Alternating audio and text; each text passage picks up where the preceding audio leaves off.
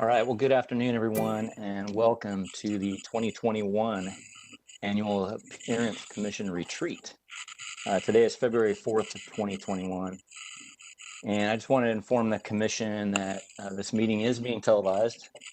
So we may have people watching, but I understand that there are no people from the general public signed up to speak this afternoon other than staff and the commission. So that being said, I'd like to jump on in and briefly go through kind of the format that staff has graciously put together for us this afternoon, acknowledging that this is kind of a general guide just to formulate our discussion, but the intent really is to be informal, kind of an informal conversation in hopes to get to know each other a little better, kind of dig into what has been happening in the past year and what our plans are for this year and then kind of in the future. So there's kind of the agenda: introduction, 15 minutes plus or minus. We'll kind of do some different things, and then 2020 year in review, development trends, regulatory transition.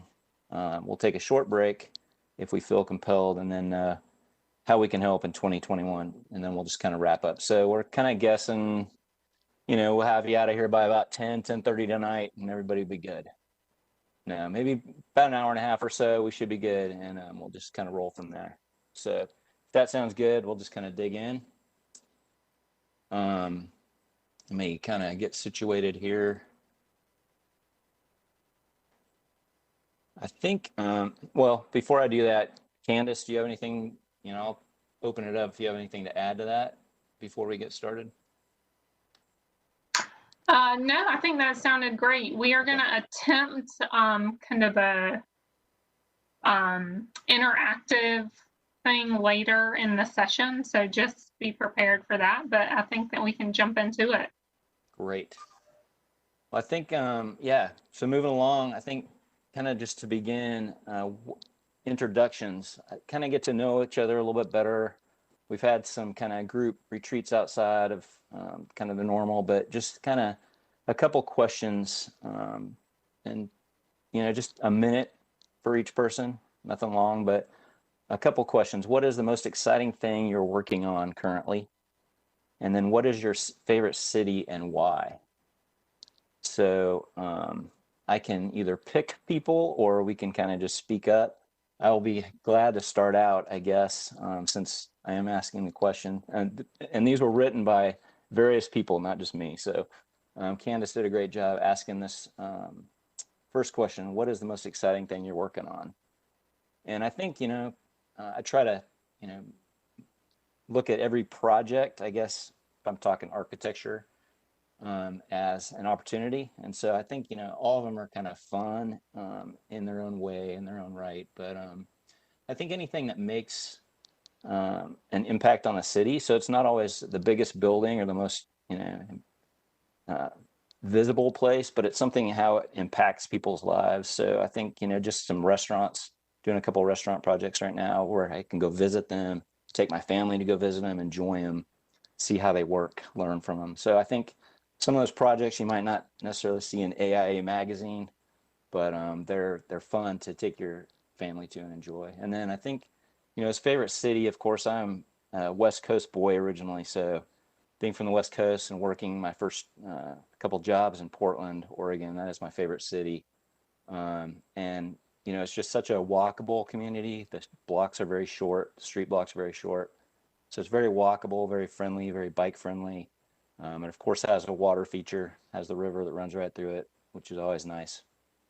So, so that is a little bit about me. And let's just go with the grid here. So I'll look on my computer and I will go with Will. How about you, Will? Shoot, me first or second. Exciting thing I'm working on right now. Fairly top of mind, but DRA, Downtown Raleigh Alliance, has been able to roll out some grants over this past year. And those have been really exciting and interesting to be a part of, just to have that kind of connection with business owners right now as they've been pivoting through some very unprecedented and unusual times, and kind of helping them find solutions. And so that's been exciting. That's kind of wrapping up, but we're about to roll out a new pop-up grant that we're just about to release, and so that's going to be fun and exciting to do something a little fresh and be a part of some kind of interesting and novel concepts there. So that's my answer there. And then as far as favorite city, that's so hard. You know,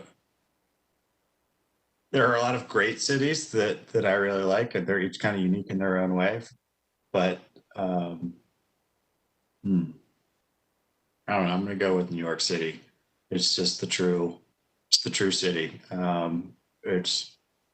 There's no other city that could really do New York like New York does. It's really cool to go visit. So there's my answer. Great, Will. How about you want to go ahead and pass the baton to somebody else? Sure. Let's see. Adam, you're next for me, so you're up. Sounds good. We are working on a project that I think has been trying to get off the ground for a long time called Wooten Meadow Park. And they just started construction on it, and it's going to be this really cool kind of mix between park and wetland riparian restoration. So that's going to be fun, and we're finally getting out on site and starting to see some shapes and see it happen. So that's exciting. I am not like a big connoisseur of cities, but I lived outside of Sevilla in Spain for a while, and I thought that was a really great size city, and felt like it had character because of its history and its architecture. So I'll throw that one out there. I'll let you go ahead and pass the baton as well, Adam. All right, who do I got here? Chris Roberts. All right. So I think the most exciting project I'm working on right now is the new DHHS headquarters. It's a gigantic project to move 2,500 people off of Dix Park and to a location that I don't know that's made a lot of publicity for it yet. So, but lots will be coming in the near future. So stay tuned for that. But yeah, it's talking about impactful projects for the community and the city. I can't think of a more impactful project right now, and to work as hard for DHHS as they're working for us right now. So it's been a really exciting project to be part of. And then favorite city, I think I'm going to have to go with Rome, Italy.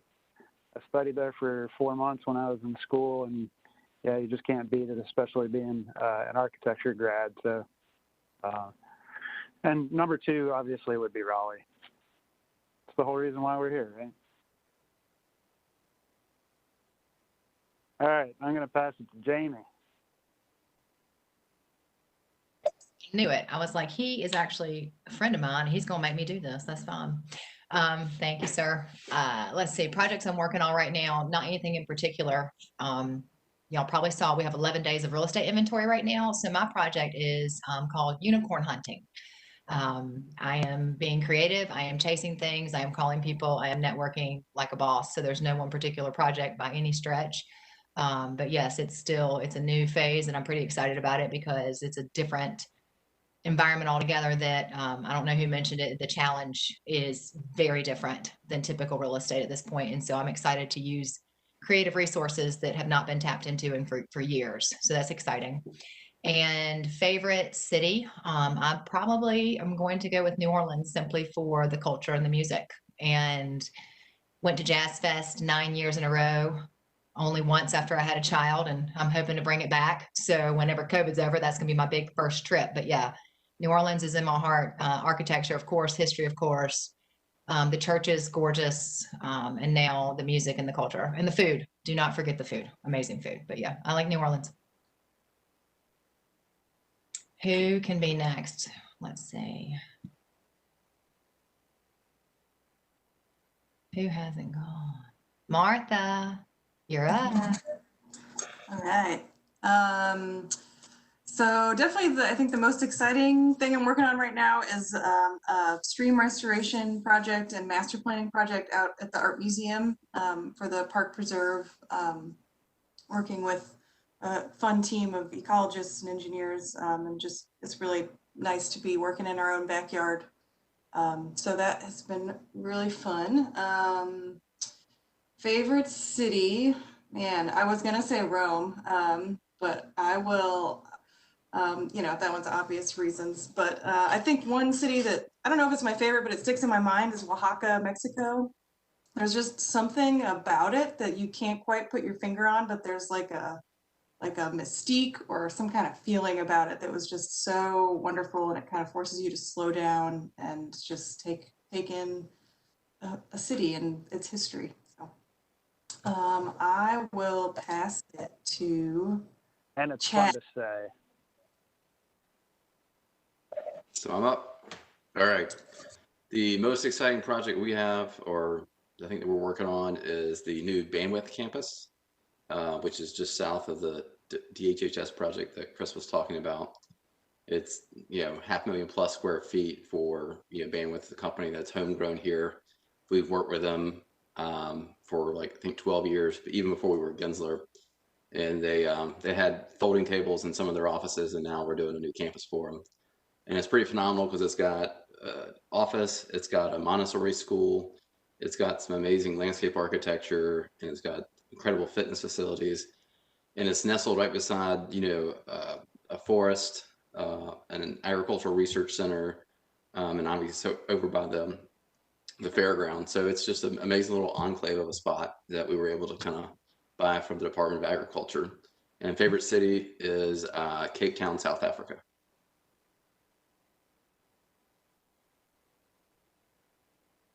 Oh, I got to pick someone. Sorry. There's Jake. Corey, Patrice, Jake. Yeah.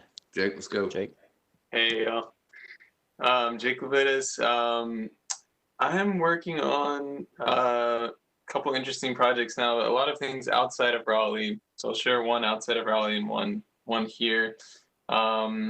I'm working on a plan for the New Market district of Boston, which is an industrial area of the city, and the city's trying to figure out how to keep it as a job center and kind of preserve some of the industrial legacy. And it's just something that I'm really interested in, especially with all these conversations happening now about local manufacturing and how do we bring jobs back to the U.S. and make things here again. And I think how that plays out in cities is really interesting and important. Locally, working on administrative master plan for Wake County, so basically figuring out where the county offices are going to be going in the future, and we're just playing a small role in that team with Perkins and Will, who's doing a great job leading it, but helping kind of figure out some of the real estate questions there. And favorite city besides Raleigh, I feel like we have to caveat it because we're all going to put Raleigh #1, right? I would say London is up there for me. I think I think New York is always in the conversation, but the first time I went to London just felt really magical, like one of those truly global cities with people and culture from all over the world, and obviously incredible history. I will pass it to Corey Mason. Hey guys, so I've got a lot of fun things I'm working on. So this is both of these questions are really good. They're both hard. I'd say the most interesting and kind of different for me is is more of a personal project, but building out a portfolio, new investment portfolio. So doing a lot of research on companies and reading lots of articles, and so that's been really, really fun to kind of dive into. I guess the focus is kind of the companies that are down, so energy, materials, with a little bit of focus on tech growth, but not much. And cities, it's hard. Gosh, New York, Austin, lots of places in California, but I don't even know if this is my favorite, but I'll just say Los Angeles is always fun to visit. I love it. The art scene there is amazing and growing and really vibrant, and it's kind of a messy city. It's not so polished, and so I like that about the city. There's a lot to offer, and it's super diverse. So, which I love. Good food. Let's see here. Patrice. Hi, everybody. First question, what am I working on? As you all know, I work in diversity. And so I'm constantly kind of looking for ways to show how diverse businesses can get engaged, particularly in our construction work at DPR. So one of the things that I'm working on most recently that's got me a bit intrigued is something that's a little bit outside of the box than what I usually do in terms of crafting a diversity program. We have a customer in South Carolina who's actually asked us to show some economic impact data on how our construction project has contributed to the economy in the local area. And so I'm kind of playing around with some data collection around that, asking a lot of our trade partners for information on revenue, jobs they've created, what they pay their employees, businesses that they would routinely spend money with while they're working on one of our projects. And so that's been pretty exciting to kind of see what the economic impact of our work is outside of just the capital improvement side. Doing that in South Carolina, but now I have several other customers who've also asked for it. So we're actually capturing that information around the country now. Favorite city for me, I think I'd have to say also New Orleans. I try to go there at least a couple times a year. It's probably one of the most romantic cities that I ever been to. I think it was already said that the history and the architecture and the food and the music and just the opportunity to kind of let your hair down and have fun is always exciting. And then I always meet people from all over the world in New Orleans. And I think that's one of the cool things about that city, especially that it has that Southern attraction, but it attracts people from all over the world. So I think Candace is left. We want to pass it to Candace. I'll pass it to Candace. Thank you. And we should do staff too. I'd love to hear from Lee and Carter and Charles. But I think the most interesting thing I'm working on right now is leading a sustainability plan for the town of Hillsborough. I don't know if people know much about the town. It's a very unique town, very unique population there in many different ways, which is very fun to engage with on a normal basis. But they are, it's the first time that I've seen this scope of work, and they are combining all of their existing adopted plans into one comprehensive sustainability plan. So it's not just, looking at energy usage and things that you would think associated with a historical sustainability plan. It is, everything, really focusing on the 3 pillars of sustainability. So that's fun. Probably the reason it's the most fun is because they've never done a plan like this. And so we're learning together. A lot of cities have been said that I love already, but I will add to the mix Boston. I love Boston. The food, of course, is phenomenal there. And I think they've done a really, really great job maintaining different districts and the feel throughout the city of different districts. And it's such a wonderful city to walk around, I think. So I will pass it on to Lee. Great, thanks, Candace. I think my favorite project that I'm working on right now is it's coming towards the end, but the AAD reform text change, and I'm not just pandering because I'm talking with the Appearance Commission. But it's been really great to get to integrate all the work that I'm doing here and seeing the caseload that you all have been reviewing, and then know sort of your design takes on certain projects to try to build that. So that's been cool. And I'm not going to steal my own thunder because I'm going to talk about that in a little bit. As for favorite city, I think Mexico City is my favorite. It has beautiful architecture, so many different little neighborhoods and enclaves, and similar to what some other people have said about older cities, like you can really see how it's progressed over time in different areas. And I know that this causes a lot of trouble with their infrastructure, but it's built in an old lake bed. And I think that that adds like this really cool element to it where you can sort of see the geology present in the architecture and in the city as it settles in different ways. And now I'll pass it over to Charles. Hey everybody.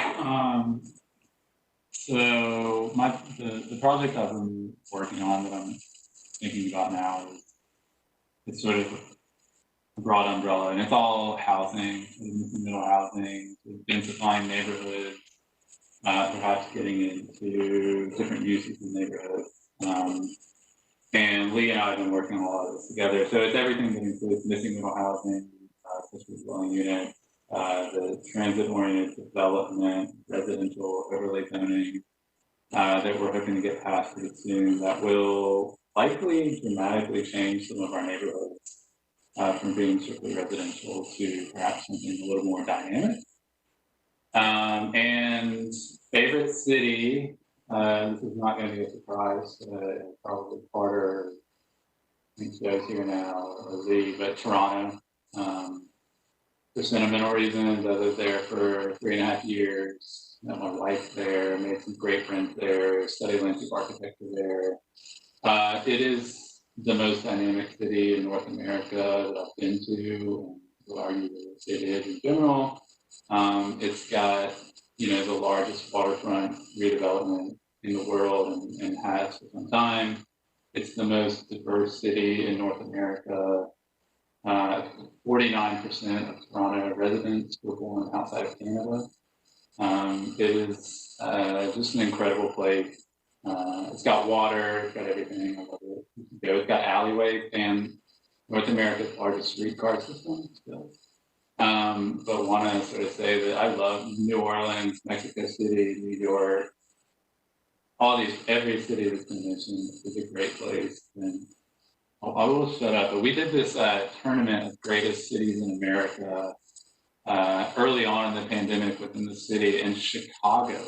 Nobody has mentioned Chicago here, but I would say Chicago is also a great city. So Carter, you go ahead. Thanks. I started laughing when you said what city you were going to pick. I thought you were going to pick Philadelphia. That seemed to be the front runner when we developed that tournament of cities, and we were all pretty surprised when it didn't win. And it was kind of a team building exercise for the planning department, and Charles had set it up and spent a lot of time putting it together, and just a lot of people that love Philly, kind of except our boss. Joe, he's really more of the New York, Boston ilk, but we had a good time. I'll go small and say Savannah. The cities that y'all mentioned are awesome, but I think I've been to most of them. I've only been to one city in Europe, so I can't say Rome, but I'll go small, say Savannah. That's where I proposed to my wife, and we go there. We try to go there as much as we can. Of course, we can't now. But in terms of exciting projects I'm working on, working with y'all is a highlight. Watching you kind of transition, and kind of there's a lot of possibility with working with y'all and kind of affecting design and kind of improving design, and especially the conversation in Raleigh. So I'd say that's probably the highlight. You get to do so many different things with y'all, and it's like a big part of my day. So I'm going to hand it back over to Corey, unless we missed anybody on the commission. Did we? I don't believe we did, unless we want to since Joe just kind of all of a sudden appeared on my screen here, we can put him at the forefront. So we're asking two questions, and one is, what is a project that you really like that you're working on right now? And then the other is, what is your favorite city and why? So just kind of a 1 minute. Project that I'm working on right now that I really like and why. So I mean, we're trying to push it over the finish line, and usually once you get to that point, you don't like a project anymore because you've been looking at it for so long. But I think there's some real opportunity there. We've been working on the Western Boulevard corridor project in tandem with planning BRT along that corridor.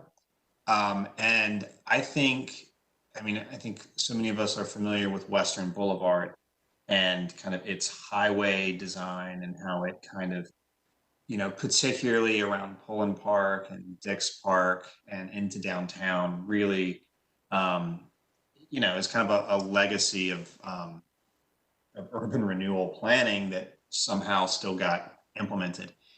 We think that the BRT project could have the potential to really transform that area, to make it a much more pedestrian, transit-oriented place. I mean, it's always still going to be a busy street, but I kind of, it's called Boulevard. It's called a boulevard, and I think of boulevards in other cities, and they are not like Western Boulevard. So that's one that I'm looking forward to.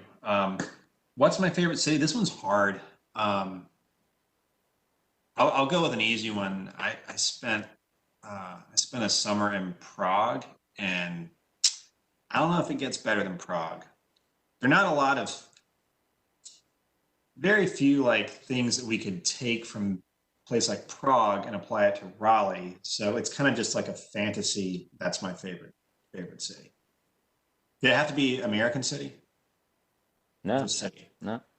All right. Prague works. Well, I appreciate that. Yeah, this is great. I mean, hearing all this is maybe we shouldn't have asked this question, because now I just want to go travel, and it's like the worst time possible to travel. But it is exciting. It is great to hear. And, there are a lot of great elements about these different cities that, we should all think about, and what do we like about them and how can we incorporate them, some of their pluses in Raleigh. And, Raleigh, of course, is a great place, but it's got a lot of potential. And it's got a lot of potential, and it's an old city, but it's still kind of young in its development back downtown again. And I think part of that is, as well as our transit and everything that's being discussed and worked on, really gives it a lot of potential, and pretty exciting actually to see what it can be. So yeah, I appreciate that. I'm gonna go ahead, I think, to keep rolling. If we want to go ahead and turn it over to you, Carter, if you want to talk about our 2020 year in review. How's that sound?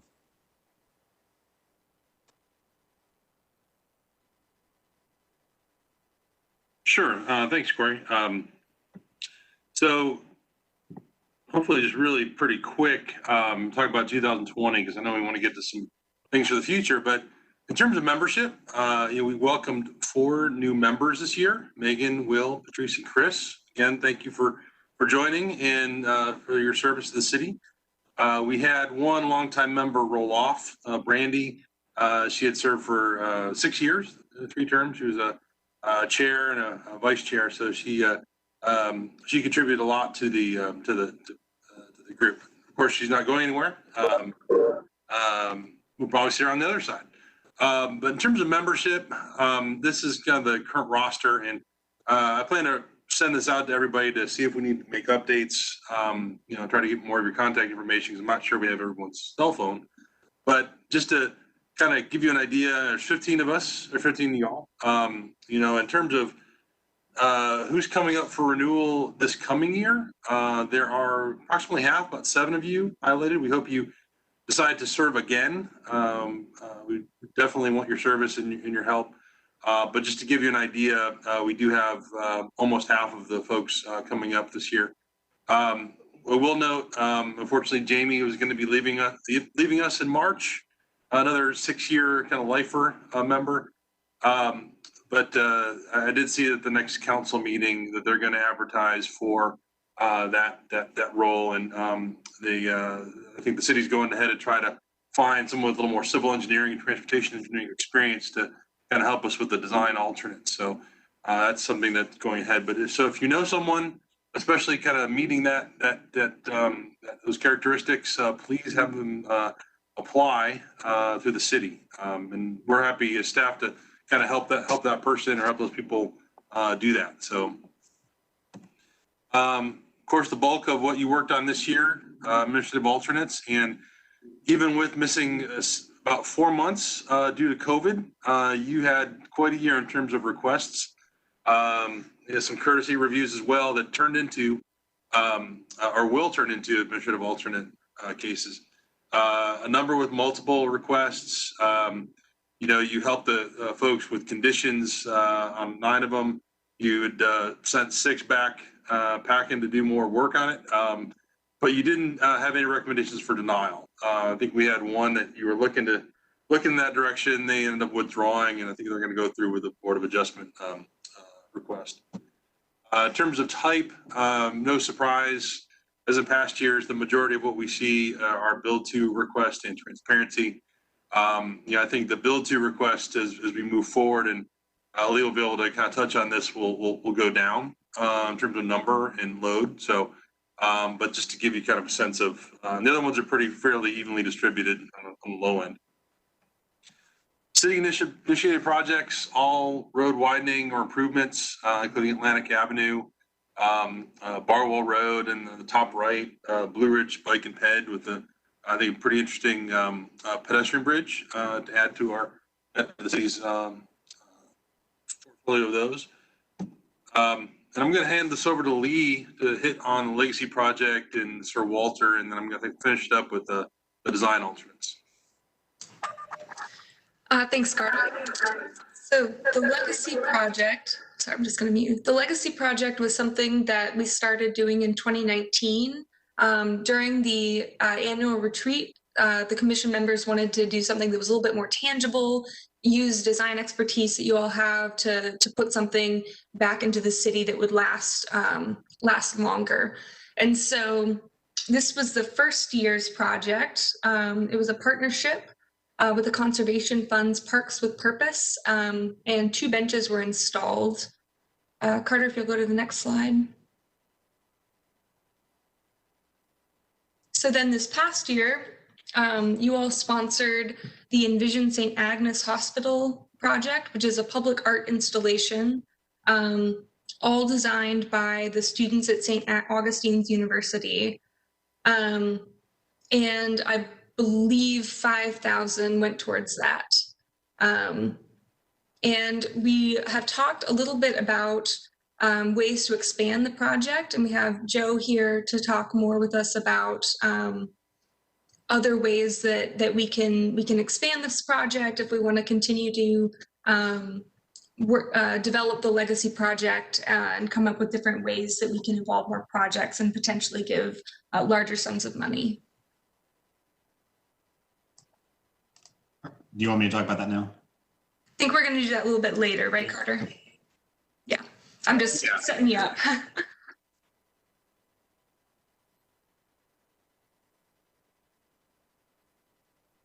All right. Are there any questions from the commission with any of the information so far?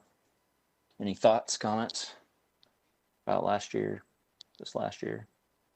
Things you think went well, didn't go well?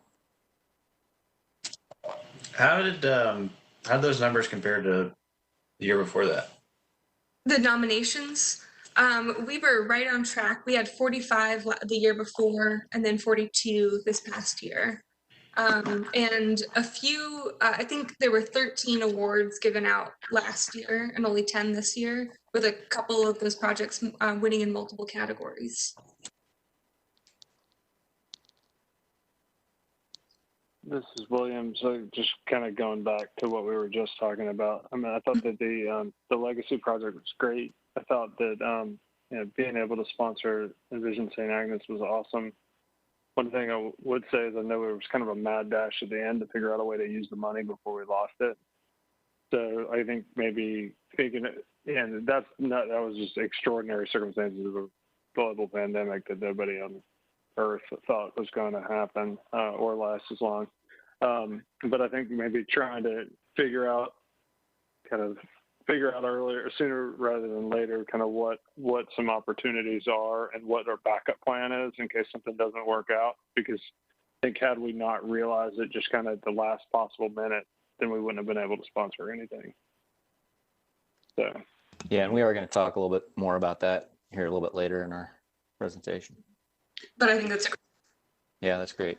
Some of the feedback that I've gotten has been very positive around the commission's eagerness to not try to critique projects, but make them better, and how we delineate those two, and the idea that we are part of the solution and that we are coming at this for the betterment of the city, but also really trying to help the applicant problem solve, and really treat this panel as a group of really talented and intelligent people that can help them solve the problems that are at hand. So I think that's a huge compliment to us, and I've probably heard that 5 or 6 times throughout this course of the year. I appreciate that, Chad, because I agree with that, and I've gotten the same feedback, and I think any of us as human, when we're forced to go in front of a commission or a group or something, we always tend to make it a little bit better. So I think even just having the commission in there in general probably hones people's skills a little bit more and prepares them. It makes them think, hey, how am I going to go about presenting this project? And so I think that's good. Specifically, the feedback I got is that sometimes in the past the council has got on issues that aren't even under our purview and review, and we lose sight of kind of even trying to help them solve the problem. It turns into, again, like a design credit, something that we may or may not have purview on. So I think we've done a good job of, I always say interpreting the gray, but of really helping projects not just, get through, but I feel confident that a lot of the projects we've helped are significantly better based on the commentary we gave.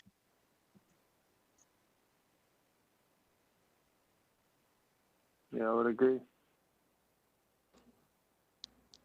All right, Lee, not to cut you off with the Sir Walter Raleigh Awards. Go ahead.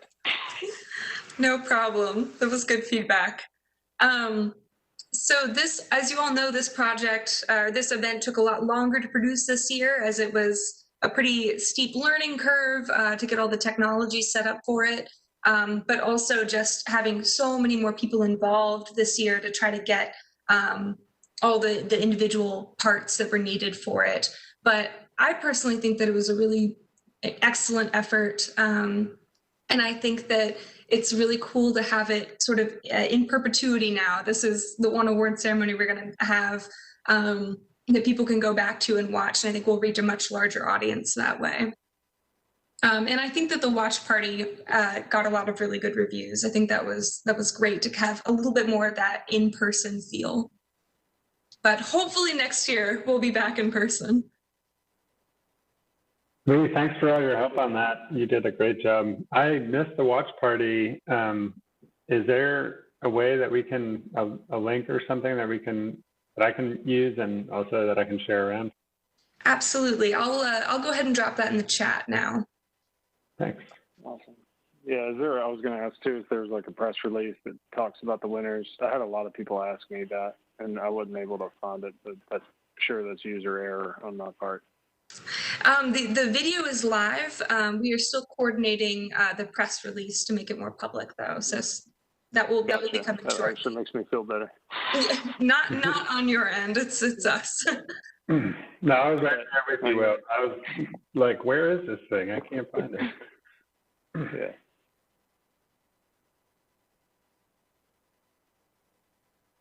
So I'll talk a little bit about design alternates, and you all know that you took this over in October of this year. You had 3 cases. I think 2 of them were rather simple. Kind of one simple request, whether it was driveway spacing or cross access. but one project you'd seen a bunch of was the Project Smile, which had multiple requests. So I think, and listening to the transportation folks as well, I've heard them, you ask great questions, you're very deliberate. I think you're taking your time with these, and I've heard other good things from staff and applicants about how you reviewed these, and I think that's it bodes well as you know we're going to be seeing more of these in the future. We've had it's been kind of feast or famine lately. I think at the end of the year we did not get any submissions for a couple months, but I think March you're going to have one more, and then in April you have the possibility of four to six, depending on what's happening with them currently. And I would like to mention that you've seen both some administrative alternates and design alternates about townhome development, and I think you're going to see maybe towards later in the year. We could talk about during development trends, but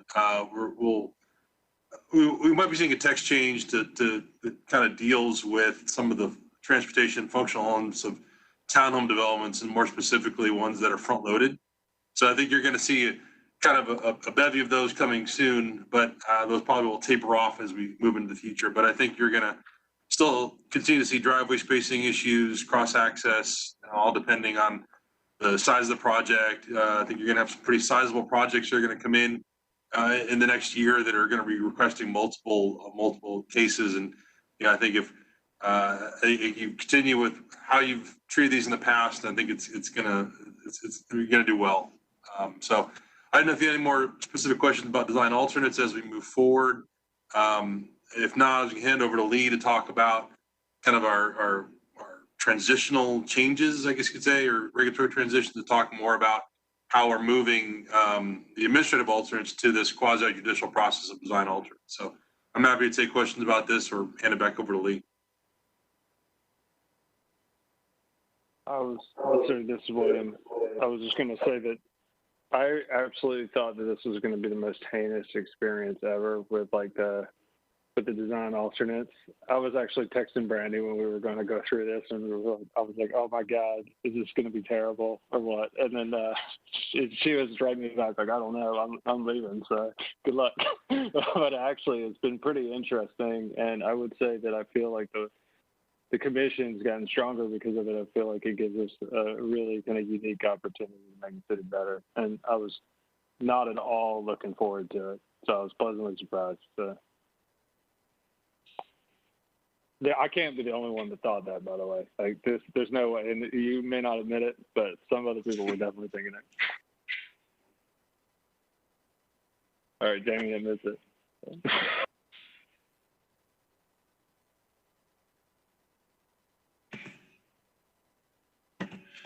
Well, actually, before we get to Lee talking about the transition of the alternates, we did want to spend a little time talking about maybe some of the development trends that you've seen, that you've dealt with over the past year.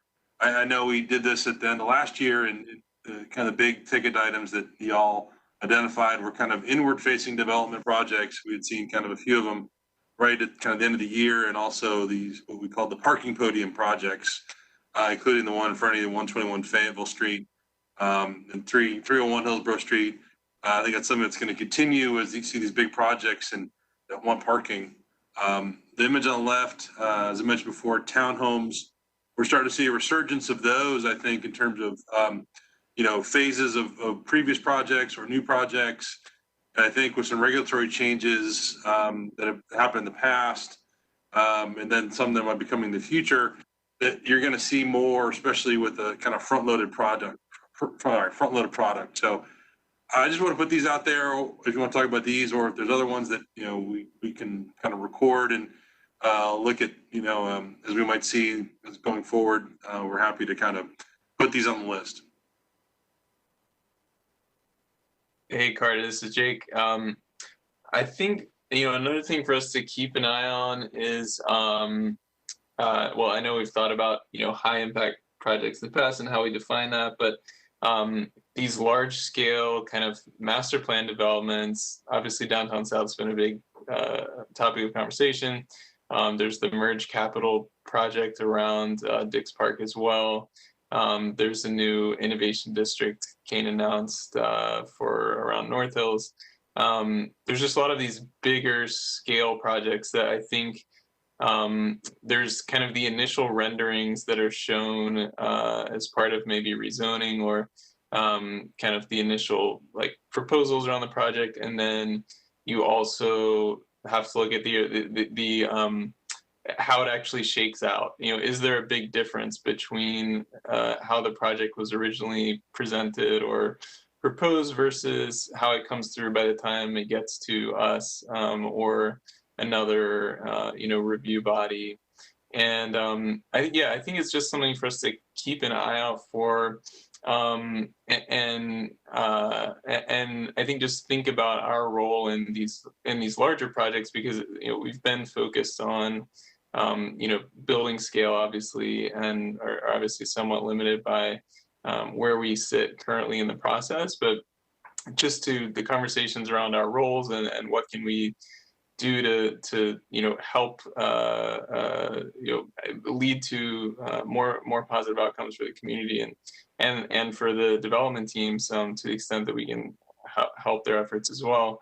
I just think it's something for us to keep an eye on, and I feel like everyone else on this call will have better opinions or more informed opinions about this than me, but just something that I've been noticing recently as we're seeing more and more just large scale projects. So I appreciate anybody else's thoughts on this too.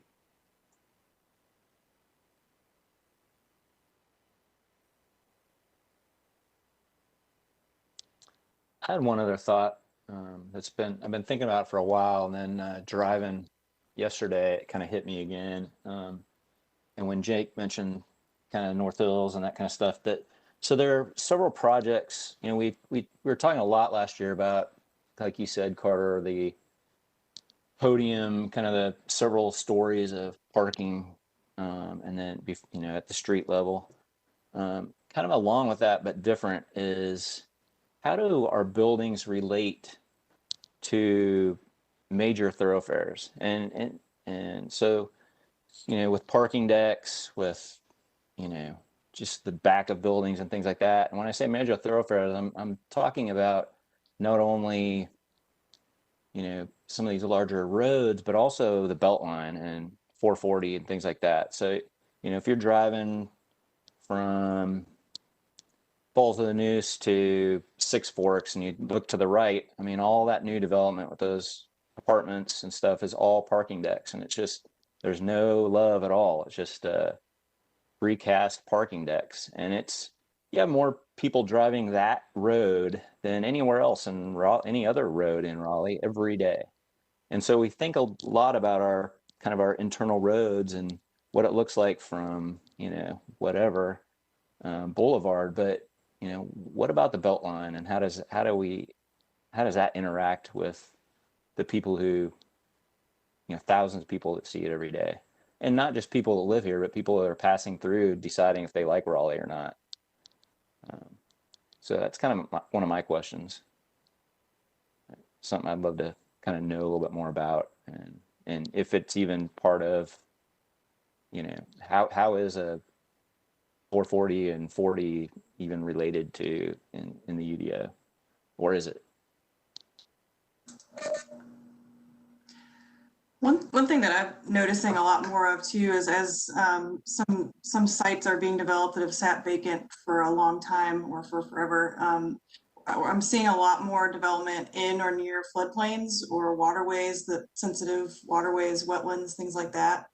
Seeing that at North Hills and with Walnut Creek and Crabtree Creek, and it seems like maybe we're not doing enough to make sure that that if you're developing in a place like that that's very sensitive, that there's extra attention and extra budget put towards making sure that stormwater is responsibly treated, and that we're all kind of being good watershed neighbors. So I think that's something that's going to just continue to be an issue as development keeps getting more dense.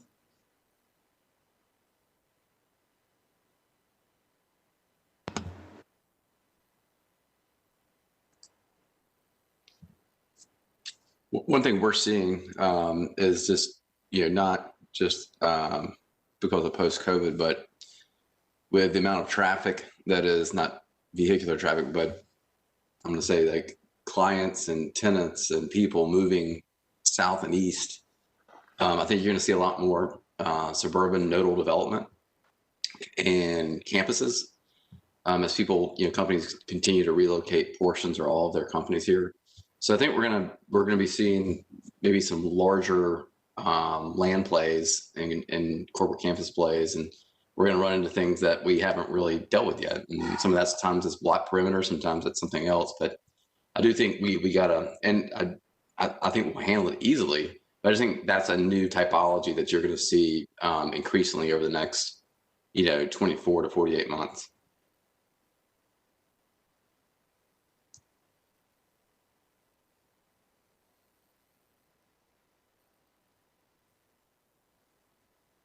I agree with what everybody's said.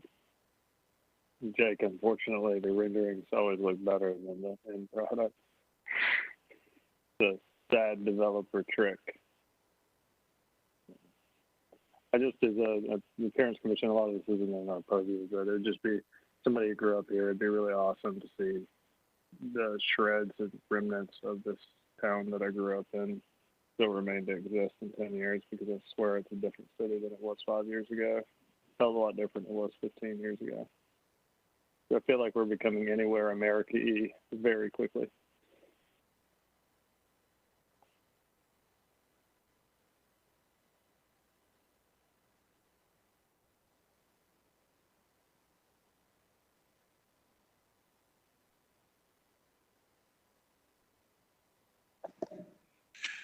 Well, thank you all. Corey, if you're okay, we can probably kind of move on to talk about the regulatory transition, then take a break if that works for everybody. That's great. Sounds good.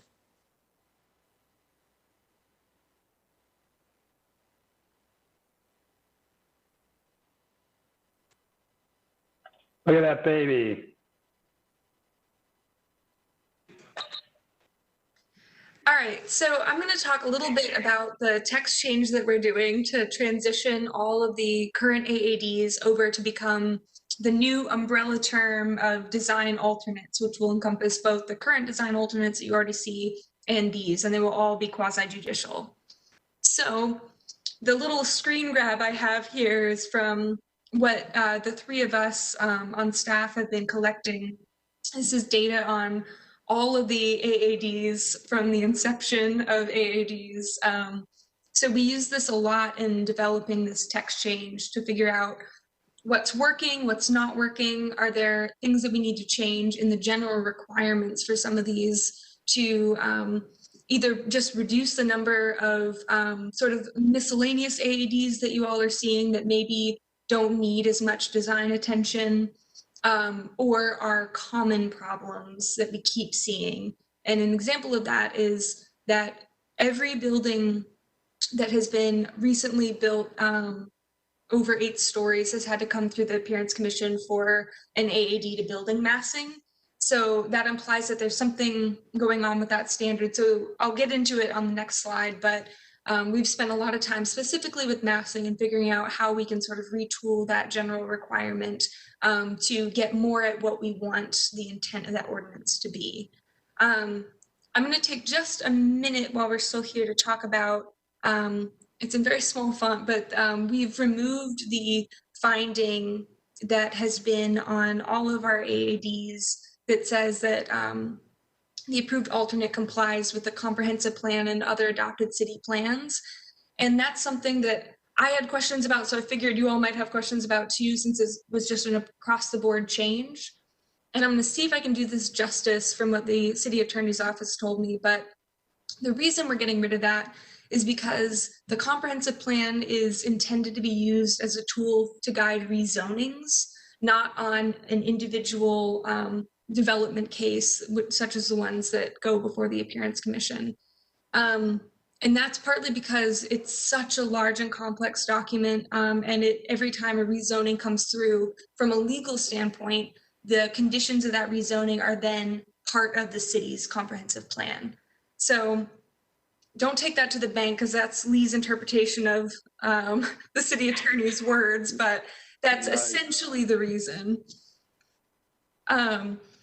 So Carter, if you'll go to the next slide, I'm going to touch on some of the major things that have changed with this text change. Now, mind you, everything has been touched a little bit, so everything's going to be a little bit different, but these are the broad strokes, what's going to be the most new. So for pedestrian access, we're reducing it so that there will only be one entrance per non-residential unit required rather than the spacing requirement that we currently have.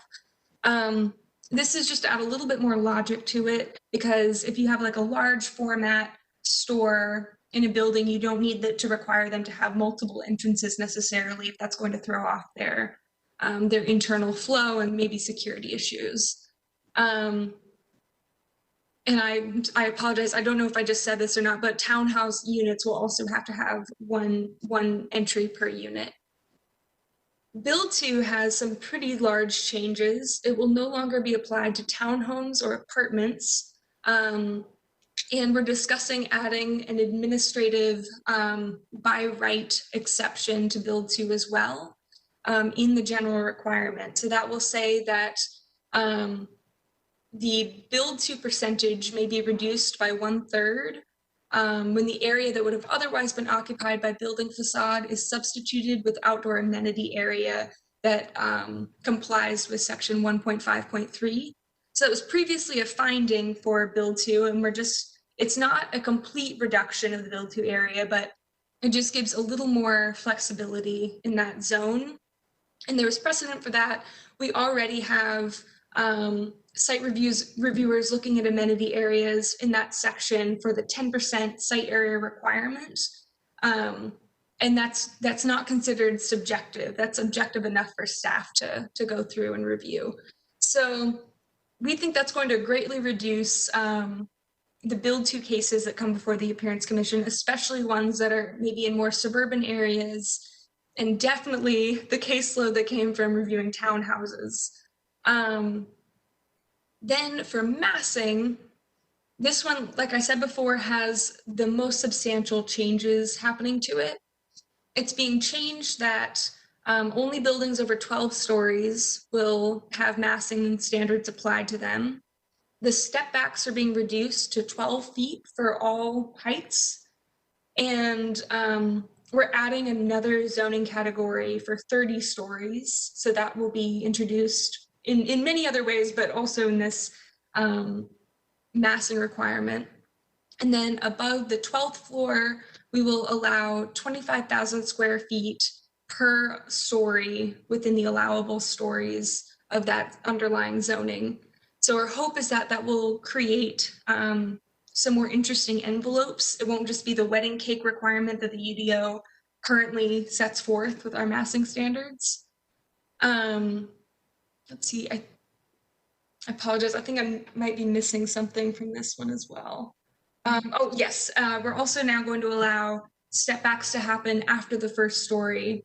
Before it had to happen, but somewhere between the 3rd story and the 8th story. Now that will be the 1st story and the 12th story. So we're just expanding that zone, again, to just add some more flexibility and get some more creative envelopes out of just the plain UDO standards. The alternate is also still available. And then lastly, the landscaping and screening AAD has been adjusted to apply a little bit more directly to the public realm and to how it impacts the pedestrian zone. And this is the last piece of the text change that still needs massaging, but we're looking at the foundation wall section and perhaps adding an administrative route for that one as well. Adding some treatment options for foundation walls that are larger than 5 feet, which is the requirement or the maximum for blank foundation walls currently. That it can go up to 8 feet if there are certain treatments applied, but we're still working on language for that one. So just threw a lot at you. Are there any questions about that or the new process or any aspects of these specific changes I've gone through? Lee, as you were talking about the new build to text change, when I think of it being an administrative thing, I wonder if the current detail around what amenity area is going to end up. I mean, I feel like that's been an issue for us. Like, what is an amenity area? Is it, you know, if there was more detail around that, it might lead to more valuable spaces. And I wonder if that's even more important now that it's administrative. That is a great point, and we're going to get to it in a little bit, but we're also working on a text change right now to change the open amenity area standards in the UDO. And I think Charles will talk a little bit more about that when we get to it. But yes, we're trying to add some more flexibility and some more design elements to that to make sure it's a more robust standard. Nice. Lee, can you tell us a little more about the process from here and kind of timing for what you guys have to go through to get all these approved? I can do my best. I might need Carter to step in and correct me, but the next step is for this to go to the Planning Commission and get put on the public portal. And then after Planning Commission puts it into their text change review group and gives comments and feedback, it'll go back to staff to make any changes and then presented to City Council before it can be adopted. I hesitate to give a timeline because I've been wrong before on the specific text change, but it's very, very close to being ready to go before the Planning Commission. So as soon as staff can wrap up some of these last questions specifically around foundation walls, it'll be ready to go. I know that's not the most helpful answer, but soon is a relative term, but soon. Fair enough. Thanks. I don't know, Carter, if you want to weigh in with anything more specific. Yeah, it's kind of a good way to put it is it's a priority, but the timing of it does go through the regulatory process. So, I think if we were to go even very soon with the text change planning commission, we're still looking at probably June, maybe even July, once it goes through the whole process. And, there's discussion at planning commission, there could be discussion at the council, and then the adoption of it, they could put that out, since this is a very, kind of big change. The effective date could be pushed out a little bit. So, we're probably looking towards at least the second half of the year. Yeah, that's one of the difficult things about this text change has been that it touches on so many different areas of the UDO, including most of our tables, and it just gets more complicated because of that.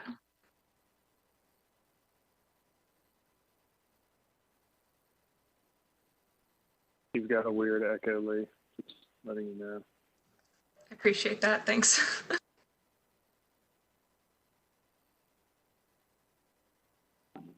You didn't know. Right. Okay. So next we can talk about the text change that we just mentioned regarding open amenity area. And so, as you guys know, there's a lot of build to alternates that go through the Appearance Commission, and open amenity area is something that's discussed probably just as much as any other code element in the Appearance Commission. And so, I think staff, all levels of staff have sort of recognized that the amenity area needed some changes and has needed some change for quite some time. And so we sort of initiated this process internally just a couple of months ago. It was a reaction to, the years-long trend that I just mentioned that you guys have been experiencing, but it was also a response to the increasing sort of pace and intensity of development in downtown, even more particularly to big projects, sort of landmark projects that have significant public investment, and that is the new East Civic Tower and the Rust Bus building. And sort of those projects sort of have brought into focus some of the problems with our open amenity area standards. And so we have, we're in the process of requesting authorization from City Council to draft a text change to deal with urban sort of open amenity area generally.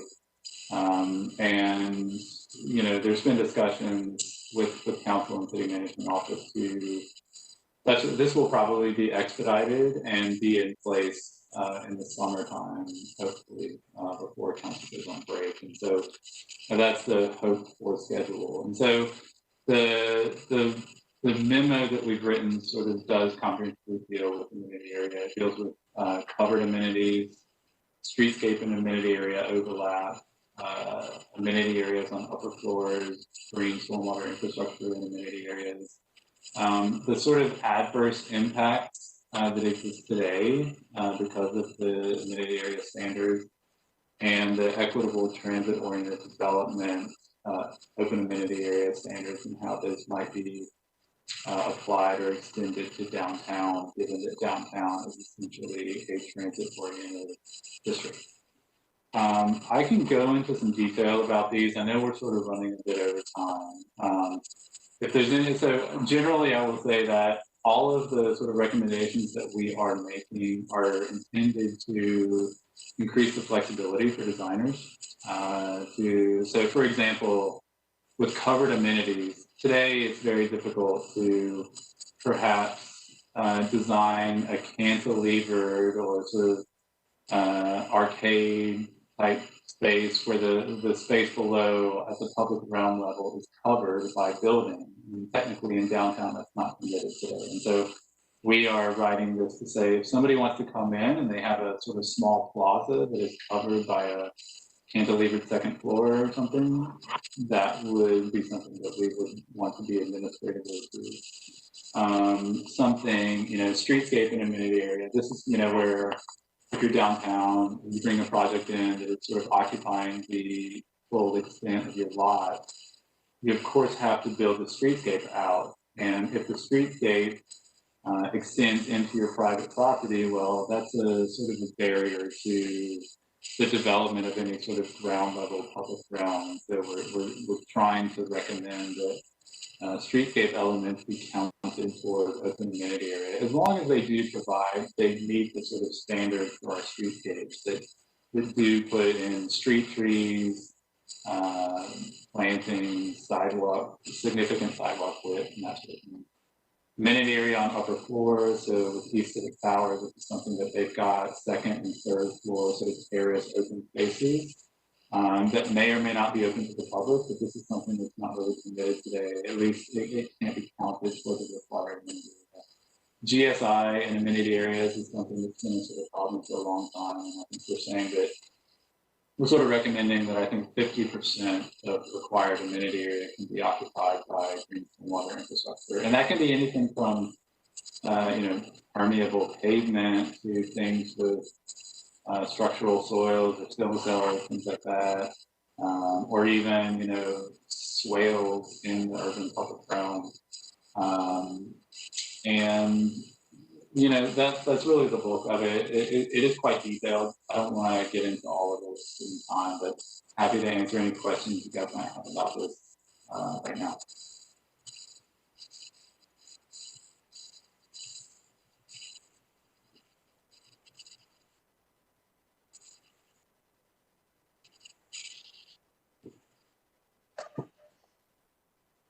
We'll also be working on the Hillside Development Text Change suite of text changes soon.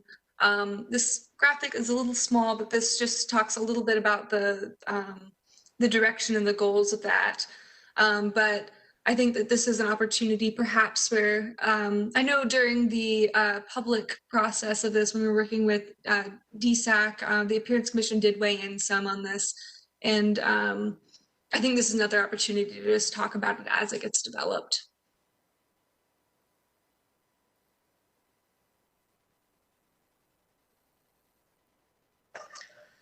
So this is some work that we've been developing at the request of council to look into parking deck screening.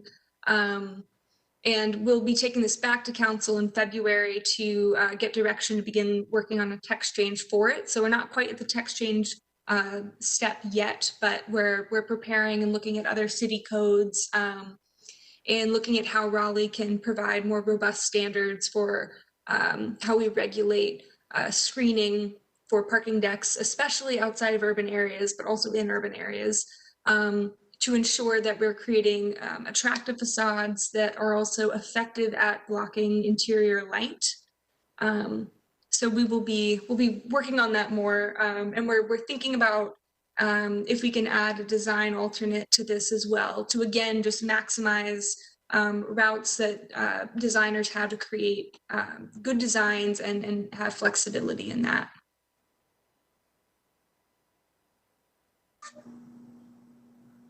Has there been any discussion about, I don't know if other cities have required it or how that works, but encouraging or requiring putting parking underground?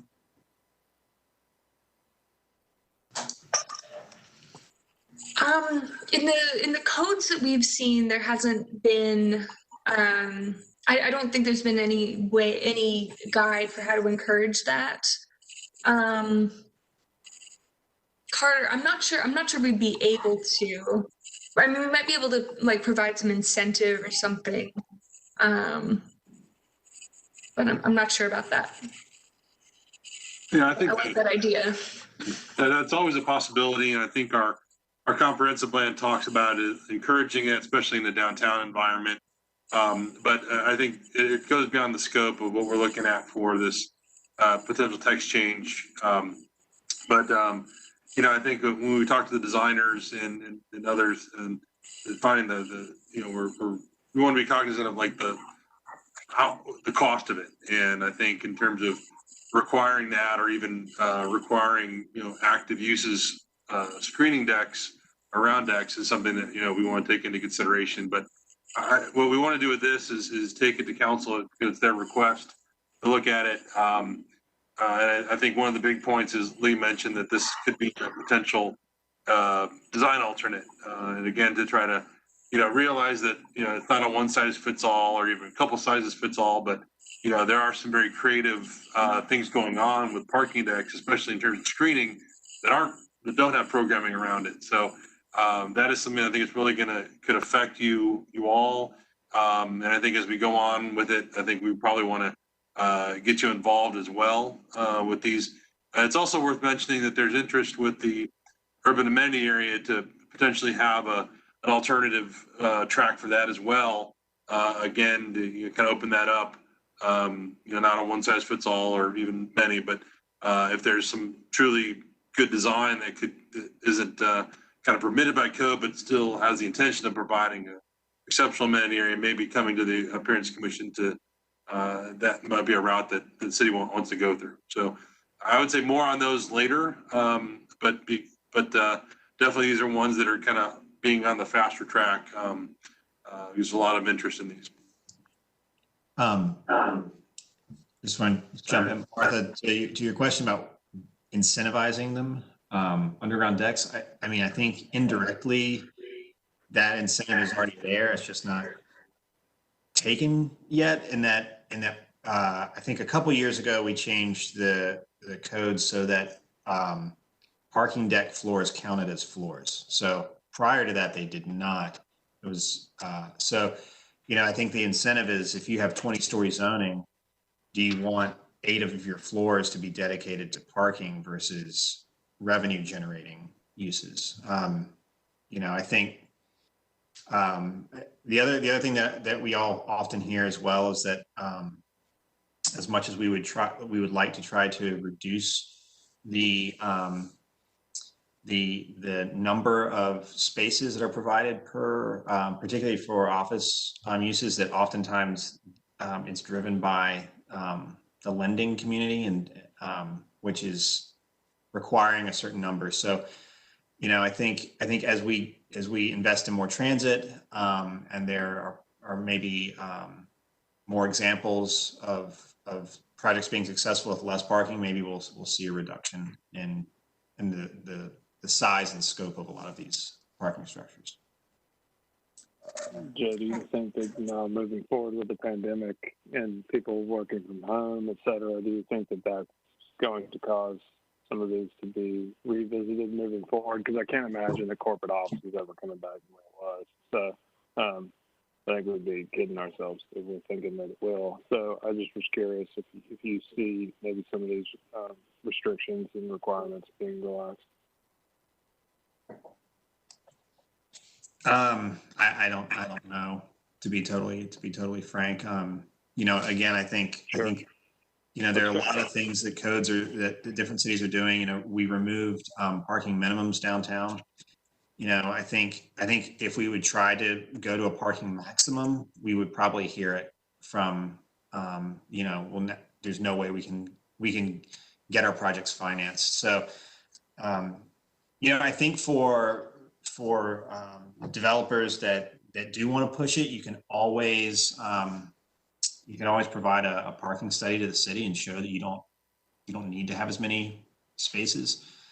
But yeah, I think it's something we're going to have to see play out, particularly with remote work and how the office space will be coming back. Gotcha. Thanks.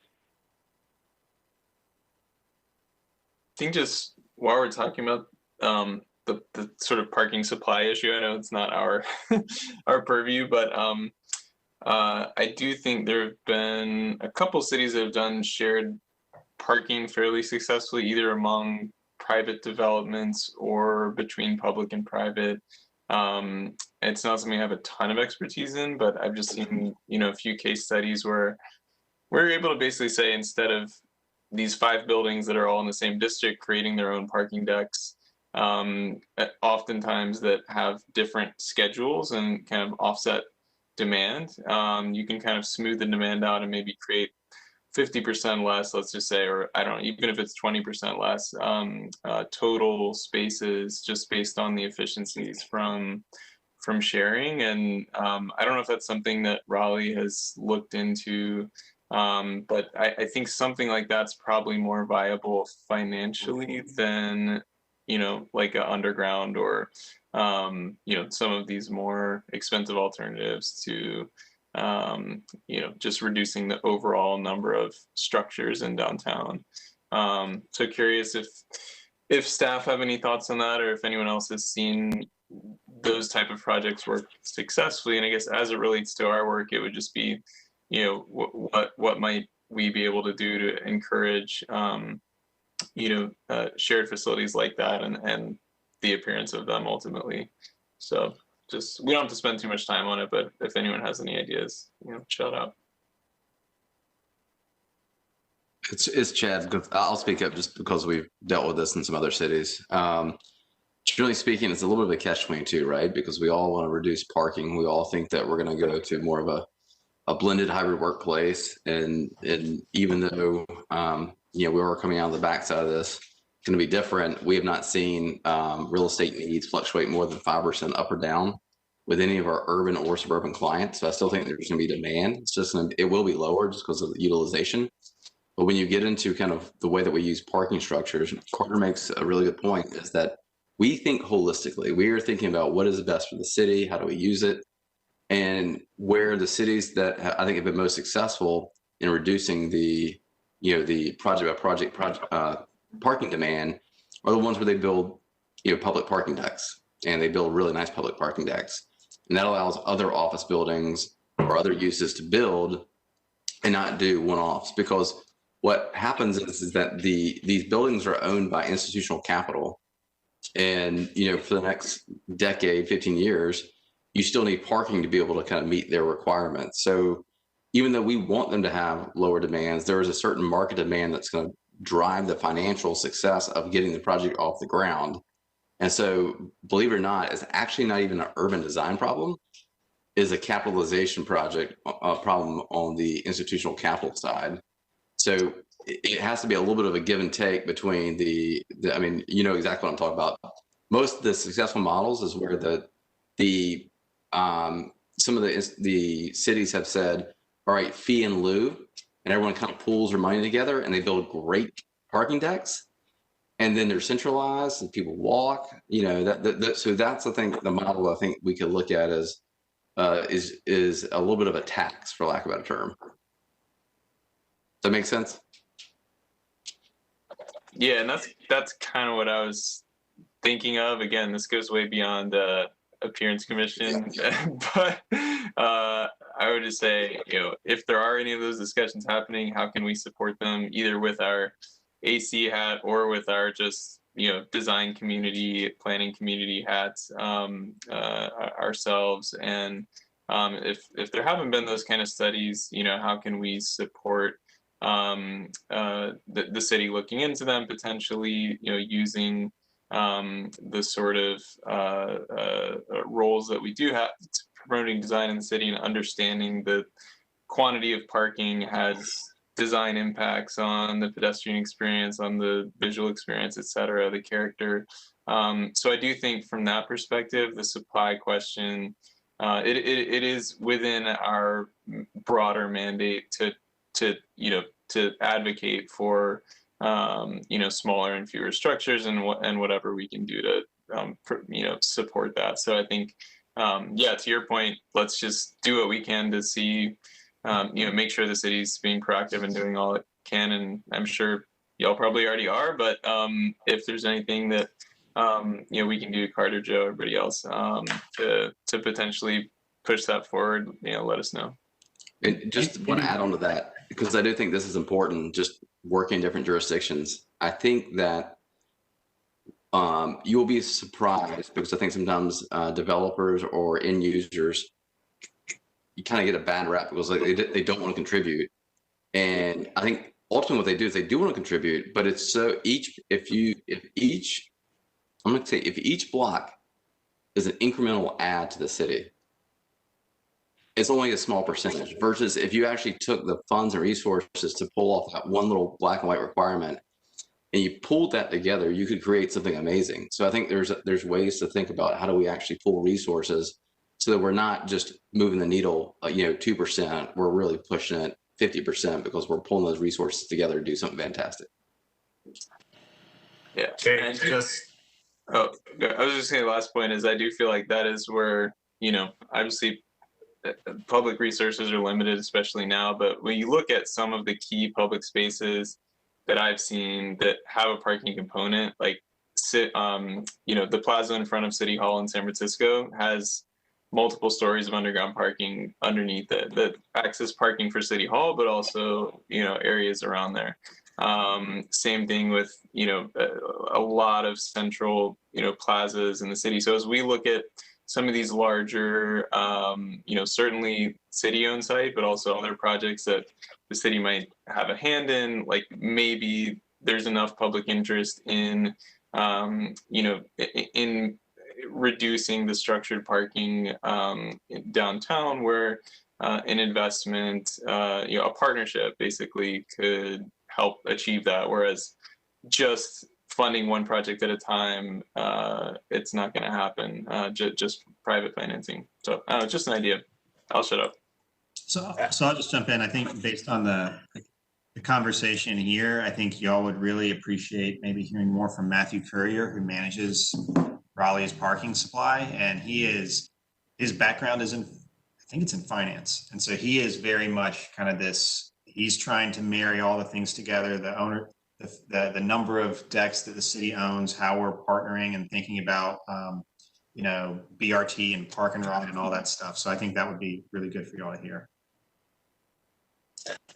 Jake, the only thing I was going to add to that is just we're a little challenged by the moment on that particular conversation.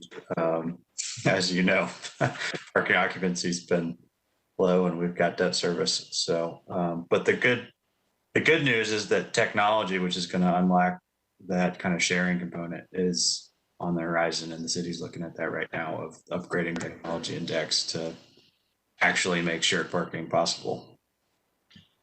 And this, Chad, last thing to your point, there's a lot of technology that's being developed right now that basically will like hyper utilize at any given moment parking. It will track, if you're on an app, it will track where you are, tell you where to park, optimize it. And so I do think we're probably 5 to 7 years away from probably having a whole different conversation of how do we build more parking, but how do we utilize it differently?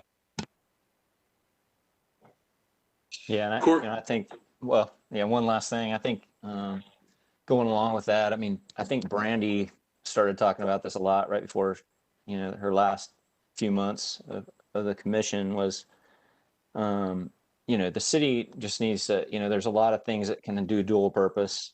And we think about, okay, living and work, and can they do dual purpose and with the decks and stuff, but the city and the state, I mean, both need to kind of put their money where their mouth is as well. There's tons of just blank parking lots that are owned by the state and the city downtown that could be parking lots that could not only be parking lots, but be our, help with our homelessness and with our low income. And, we need to start thinking about a little bit broader of, how, we got bonds, we got people that are talking and want to do things about low income housing and stuff like that. And we've got these decks and we've got these vacant parcels. And so those are things I think we need to look at as a city. I don't know how much we can do as a commission, but it's good to talk about for sure. If there's nothing else, I mean, do we want to take a 5 or 10 minute break and come back? I think we have about Carter, 45 minutes, an hour more. Well, I was going to suggest if you want to take a break, we could talk about the design committee stuff at another meeting. We still are looking to the jam board exercise. We might be able to shrink that. If you want to take that to another day, we could as well. But I think if we want to take a quick break, we can put the questions up there and come back and do 25, 30 minutes and we get out at 6:30 or so. That's okay with everyone. Anybody have any strong feelings? You want to just kind of keep cranking, or do you want to? Unfortunately, I have a hard stop at 6:30, so that would be great. But I know if you have to go, you have to go. I'm not going to hold a meeting. I would say let's keep cranking too. Okay. Yeah, agreed. Yeah. I'm good with that. Okay. So no break? No break. Unless you need one, Carter. If you want to take 5 minutes, Yeah. How about we take 5 minutes? If Lee, if you want to, I saw you put a chat. I'm just looking at the chat. If you want to say something about that really quick. Yeah. 5 minutes, people could look at it. Perfect. Thanks, Corey. Yes, I dropped into the chat the questions that are on the jam board. If people want to, I think we can go ahead and get it up on the screen during the break, but if people want to go ahead and take a look at some of those and start percolating on what you might want to put down for them. We're also going to leave this Jamboard up. So if after the meeting you come back to it and you think, I just have another thing to add, or you have a little bit more that you want to say on a certain topic, it'll be there, and we would love to keep getting feedback. All right. With that being said, I think it's 6:02. So let's just take a quick 5 minute break. 6:03. So let's take a big 5 minute break. Come back at 6:08, and we'll keep rocking and rolling. How about that?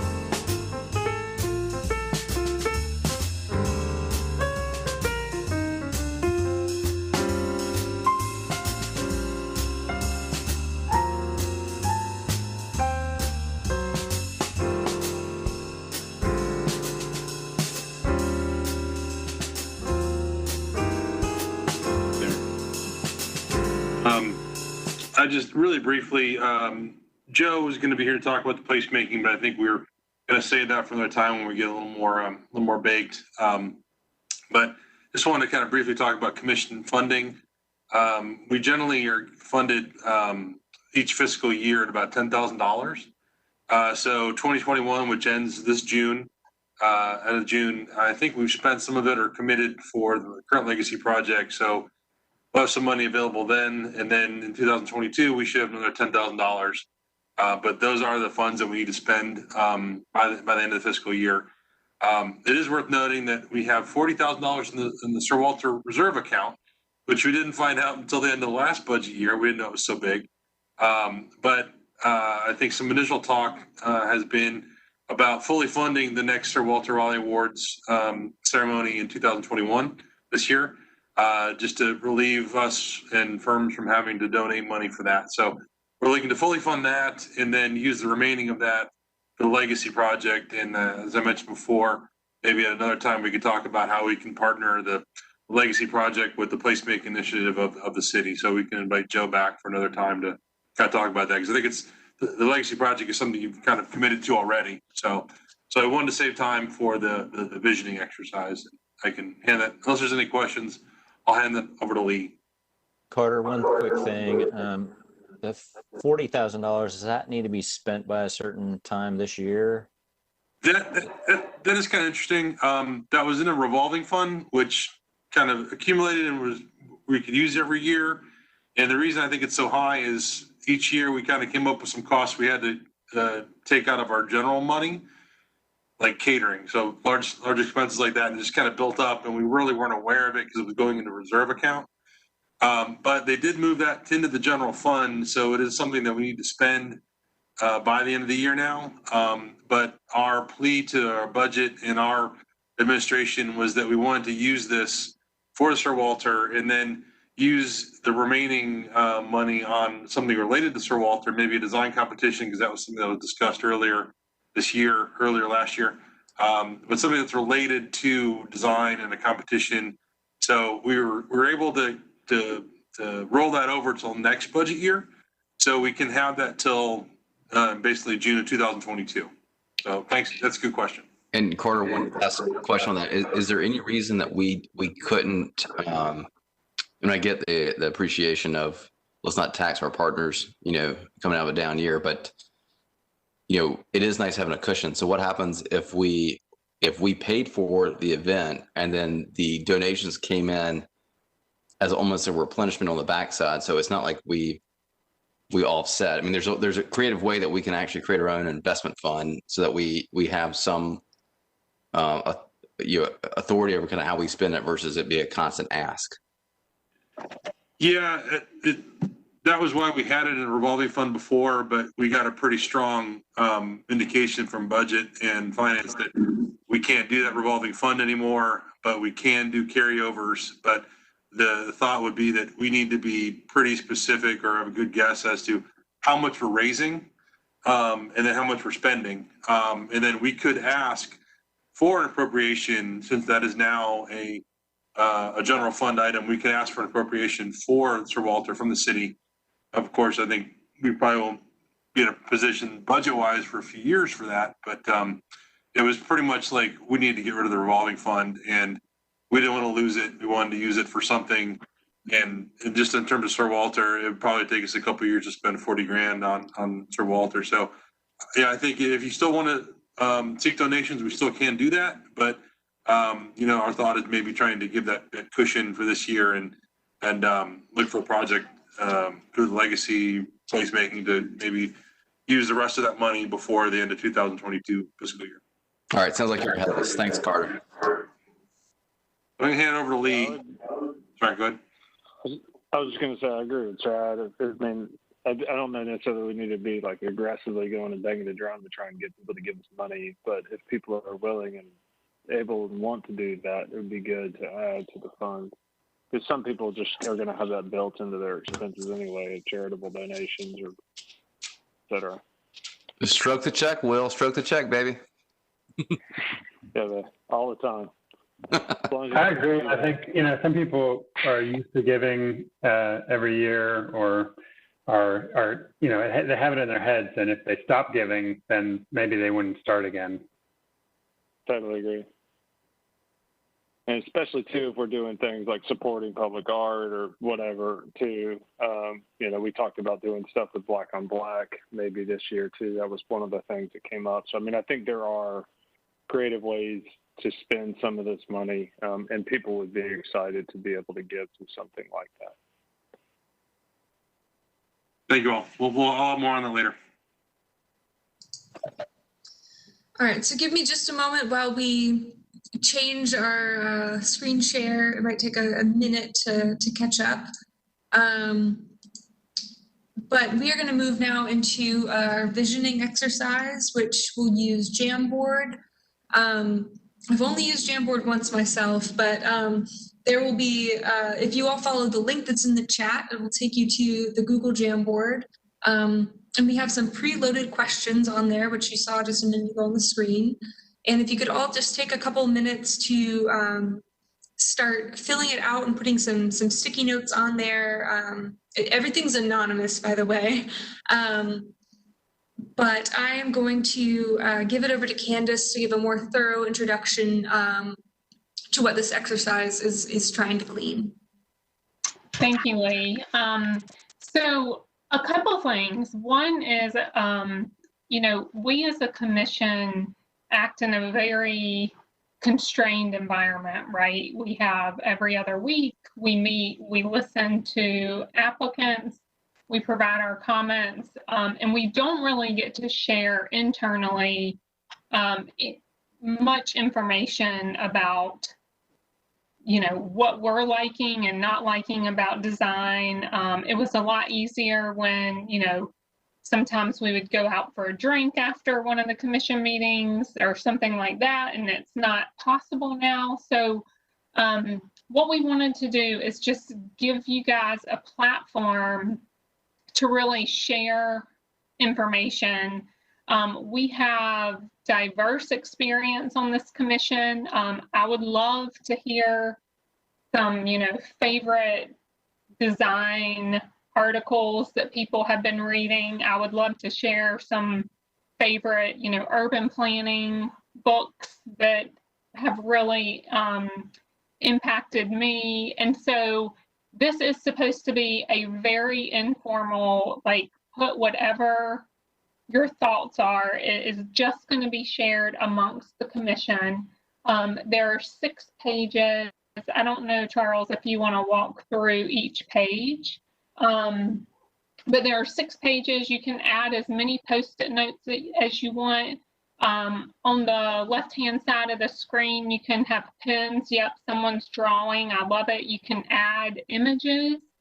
And one of the things that I love about this, and I don't know how much time people have gotten to spend on platforms like this, but what's really nice about it is, as Lee mentioned, it'll be open. Everybody can access it, next week. So if you're having a beer over the weekend and you read something really interesting and you think you want to share it, you can just pop it in whenever you have an opportunity. I know that with some of these meetings, it gets, we run out of steam by the end of the meetings. And we've already had great discussion here tonight, so I'm really excited about that. But this is just for us to really share ideas in an informal way, since we do function in a very formalized manner, particularly when we're just doing these virtual meetings for applicants. Any questions on this from people?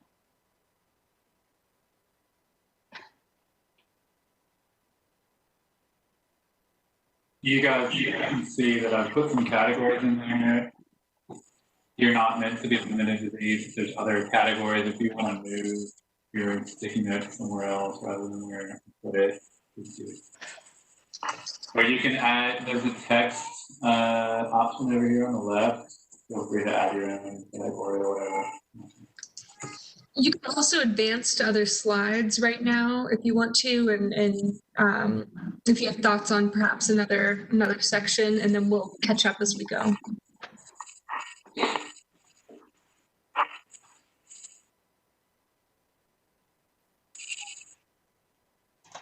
And I think, just given time, maybe how we can do this is if you guys can spend some time right now doing this, or even in your wonderful free time, we'll go and compile all these and organize it and sort of compile a sort of master report of all these notes and share it with you guys.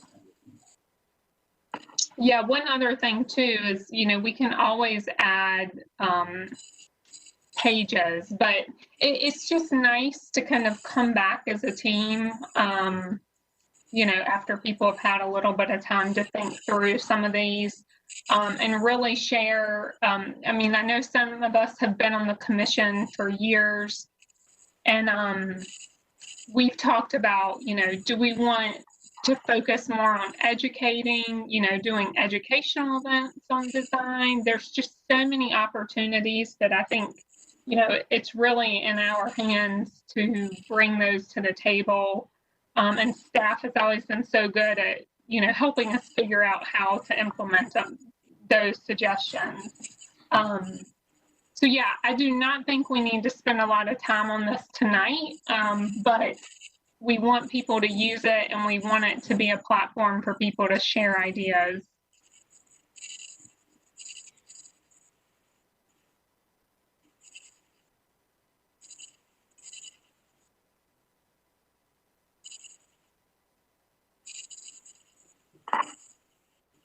So I'm just going to cycle through to the next page, just so we all have our eyes on some of these other pages, which I see some of you have already advanced to.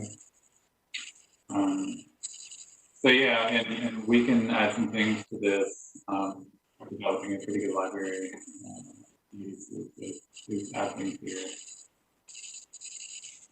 I think I just inadvertently added like a weird ferret to somebody's comments or something to make. There's no offense intended. I didn't mean to do that. You can't figure out how to take it off. So. Yeah, these things are really fun just to like play around with. Interesting times. So where's the city failing? Don't be shy. Everybody realizes that as great as Raleigh is right now, and there's a lot that's wrong with the city, specific to Raleigh or general to American cities or just cities in general. Don't be shy. You're not going to get in trouble. Right. We did mean like around design, though. Where's the city failing regarding design or appearance? So maybe we should have clarified that, but you may be able to get a little bit stronger answers depending on how you're feeling at the moment.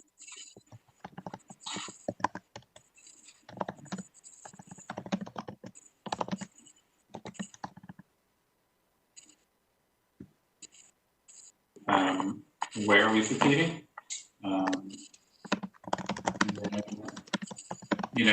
Suggestions for improving the commission. There's not a ton of appearance commissions in the state of North Carolina, and each one is sort of different. And so we suggest improvement.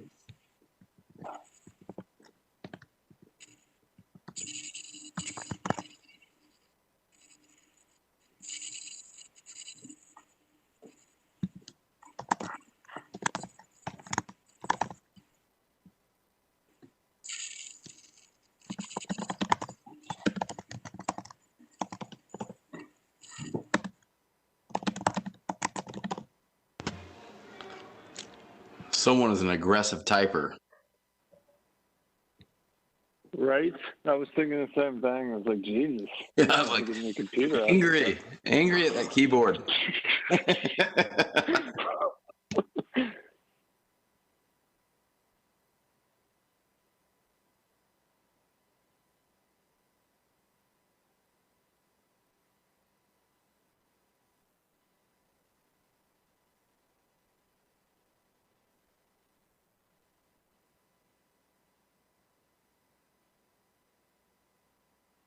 And Lee and Charles, I don't know if we want to move on and just leave this open or if we do want to give people more time right now.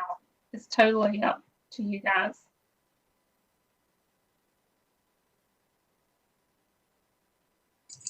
How are folks feeling? Check. I know some of y'all probably have a hard stop in 5 minutes, so I want to keep that in mind. Yeah, as I'd well. say let's kind of keep rolling here, and yeah, by all means, people keep these are great comments. I'd urge people to kind of keep doing it even over the weekend, like Charles said. As you come up and think of things, stick it in there. These are great comments, and I think any comment goes, you know. I can share this link in an email after our meeting to make sure everybody knows where it is and has it even once this WebEx is closed. Perfect. Yeah. I remember a few years ago at the retreat for the Appearance Commission, this was probably 3 or 4 years ago. You know, there was this discussion about how the Appearance Commission can maybe take more of a role as a sort of design critic, for lack of a better word. And there was this talk of maybe starting like an Instagram account for the Appearance Commission. That was never done for many reasons. I mean, Appearance Commission members didn't want to, you know, anger clients or the public and so on and so forth. But I think that could be an internal sharing thing. It doesn't have to be Instagram. Like we could keep this open as a sort of forum, or we could maybe set up like a private, I don't know, Pinterest group or something to share ideas.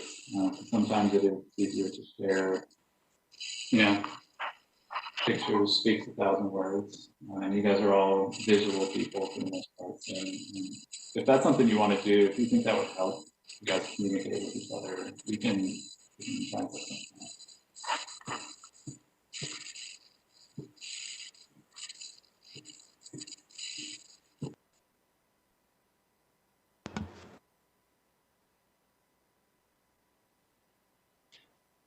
This is Chad. I got a hard stop at 6:30, like I think a lot of people, but I think my kind of closing thought would be is that I think we're really fortunate to be where we are, live where we are, and have this group of people together that honestly the next 5 years and what we do is going to shape the next 20 years.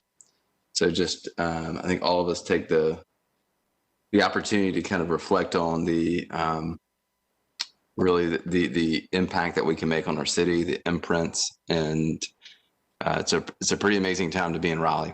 And so I'm appreciative that we get to do it together, and let's make our city great.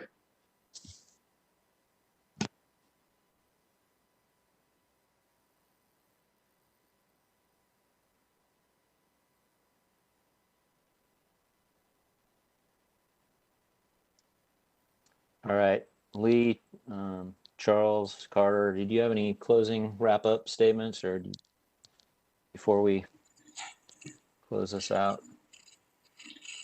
I think y'all did a great, this is Carter. I think y'all did a great job. Really great discussion. And of course, we wish we had some more time on all these topics. I think Joe had mentioned a possibility, since there was a lot of interest in parking, that we maybe have Matthew Currier, our parking administrator, come to a meeting and do a deep dive into that in the future. And we can talk about the placemaking more. I think the design committee work, I think we're looking at one more meeting.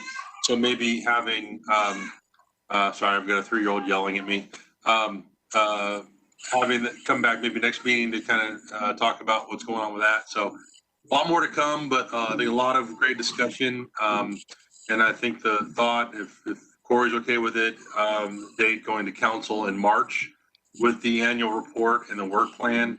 And the work plan is a rather kind of general document. So it might not capture everything that we talked about here, but it definitely talk about that direction that you want to go in.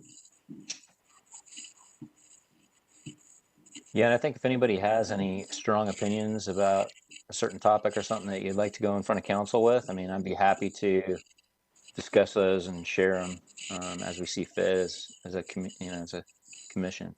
So please feel free to let me know if there are certain things that you would like in that report. You know, now's the time we can talk about it. We've got a couple more meetings. And we can bring a draft of it to the next meeting as well.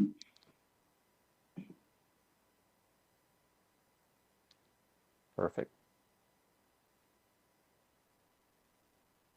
This is, I know we're about to wrap up, but yeah, and this is, I'm sure, totally out of our purview. But I did notice that some kind of chatter recently, the Country Club Homes, I guess there's a new development that's getting ready to happen there. And there are a lot of incredibly beautiful old oak trees that I'm sure are getting ready to cut straight to the ground. And I'm sure it's not out. There's nothing we can do about it. But I just wanted to put it out there in case people have some sort of magical solution to keep that from happening. Because I think that's part of what I'm saying when I was talking about Anywhere America E. Raleigh is got a lot of really amazing trees. It'd be awesome to try and save some of them. Hey, William, let's hope they find an endangered species living in that tree and they can't touch them. Yeah. Does anybody have any sort of like Weird Owl or something? Yes. That you could just go and like put there? Yes. There was some stay forever. There's some woodpecker that caused the entire development not to happen about 6 years ago. So let's find that woodpecker and put him in that tree. Yeah, absolutely.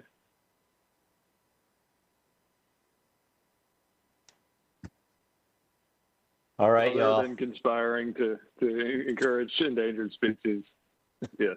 I think we're probably good. Thanks, guys. All right. Hey, guys.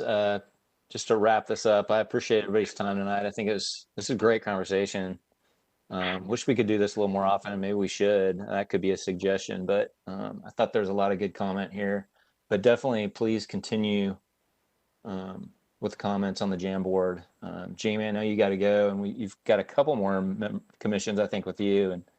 But I just want to make sure we don't forget, or I don't forget to just say that I appreciate you being on the commission for the 6 years. I mean, you did a great job. You always had great comments, so appreciate that. Thank you very much. It's been an honor. I'm going to miss it for a variety of reasons. It's a wealth of knowledge. And I hope to find another role, probably in the affordable housing sector, to continue some type of community output. So thank you guys. It's been great. Great. That'd be awesome. You're a boss, Jamie. Thank you. 6 more years. 6 more years. It'll be entertaining. I could just show up and I'll just sit in the stands when we go back to real time and just mock you guys. There you go. Yeah, just heckle. You'll be a heckler. I think there's a planning commission vacancy. Well, don't get wild, Carter. Hold on. Hold on. I'm going to check out the affordable bit and then I'll get back to you. All right. If nobody has anything further to say, I will say good evening to all. Appreciate everybody being here. We'll see you in a couple weeks. Good night. Yeah. Good night. Yeah.